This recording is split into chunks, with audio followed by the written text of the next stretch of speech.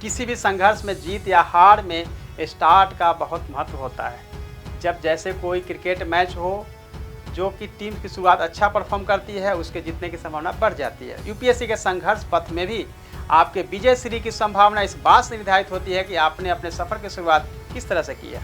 आपको लग रहा होगा कि परीक्षा की तैयारी करनी है तो पढ़ाई से ही शुरुआत करनी चाहिए, लेकिन आपकी यही सोच आपको सफल होने से रोक भी सकती है। आइए जानते हैं आगे इसके बारे में क्या करना चाहिए। यूपीएससी क्रैक करना है तो सबसे पहले समझ लीजिए यह एक युद्ध है, जिसमें असली लड़ाई में उतरने से पहले आप अपने को तैयार करिए हर तरह से, हर प्रकार, यानी कि एकेडमिकली और भी मेंटली भी।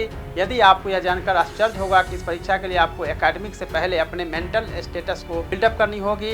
यदि आप यह सोच रहे हैं कि सिर्फ किताबें पढ़ लेने से आप इस परीक्षा को पास कर जाएंगे, तो आप असफलता की तरफ बढ़ रहे हैं। आपका लक्ष्य चाहे कोई भी हो, कुछ भी हो, यदि आप उसे समझे बिना, इसके रास्ते में आने वाली कठिनाइयों को समझे बिना उसे पाने की कोशिश करेंगे तो सफल होना मुश्किल हो सकता है। यूपीएससी में सफल होने के लिए आपको सबसे पहले यूपीएससी को समझना होगा, खुद को उसके अनुसार तैयार करना होगा।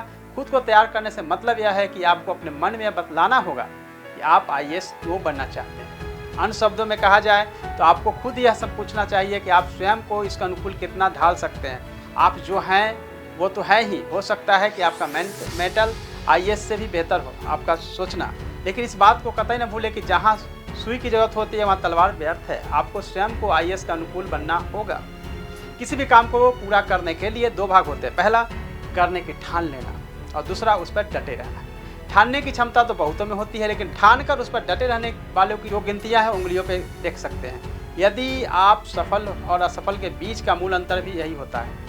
ठान कर डटे रहने के लिए आपको खुद को मानसिक रूप से मजबूत करना होगा। यदि आप मानसिक रूप से मजबूत नहीं होंगे तो आपका दिमाग काम नहीं करेगा और आपको डिमोटिवेट करेगा और आप हर उस काम टालने लगेंगे जो आपके लिए सहज लगेगा। जैसे मान लीजिए आपको मॉक टेस्ट देने जाना है, लेकिन आपकी तैयारी पूरी नहीं है। आपको यह लगता है कि यदि आप टेस्ट देंगे तो निश्चित तौर पर आपका परफॉर्मेंस नहीं करेंगे, और आपके परिवार दोस्त जिन्हें यह लगता है कि आप बहुत मेहनत कर रहे हैं, जो कि आप कर रहे हैं, वे आपके प्रति उदासीन हो जाएंगे। कुछ लोग आपका मजाक उड़ाएंगे। इन सब से बचने का सबसे अच्छा तरीका है कि आप टेस्ट में एब्सेंट हो जाएं, और फिर आपका दिमाग उस टेस्ट से बचने के लिए हर प्रकार के बहाने ढूंढने लगेंगे और उसे बहाना मिलता भी जाएगा, लेकिन इससे आपका तो नुकसान ही होने वाला है। इसके परिणाम भी उसके गंभीर होने वाले हैं। जब तक आप सोचेंगे तब तक बहुत देर हो चुकी होगी। दोस्तों, आप मानसिक रूप से खुद को मजबूत नहीं करेंगे तो आप मुश्किलों का सामना करने से पहले ही हार मान लेंगे। जो लोग मुश्किलों का सामना करने के बजाय उनसे बचने की कोशिश करते हैं, वह कुछ भी नहीं कर सकते हैं। कम से कम सिविल सर्वेंट तो नहीं बन सकते हैं। मानसिक मजबूती के बिना आईएएस की तैयारी नहीं करें, और सोचना भी दूर की बात है, बल्कि यदि यह एकदम असंभव नहीं तो असंभव जितना कठिन जरूर हो जाएगा। इसीलिए आप अपने आप को पहले इस मानसिक रूप से तैयार करें, और मानसिक रूप से तैयार होने के बाद आप तैयारी में जुट जाएं। क्योंकि हमेशा मन जो है वो सोचता है कि भाई आराम करे, पढ़ने का मन नहीं है।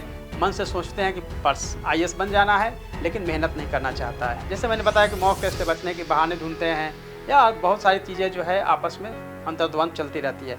इसलिए पहला पड़ाव है कि मानसिक रूप से अपने आप को तैयार करें, और फिर कमर कस के सीट बेल्ट को बांध के उतर जाए मैदान में। आईएएस बनने से कोई नहीं रोक सकता। All the best friends, thank you so much.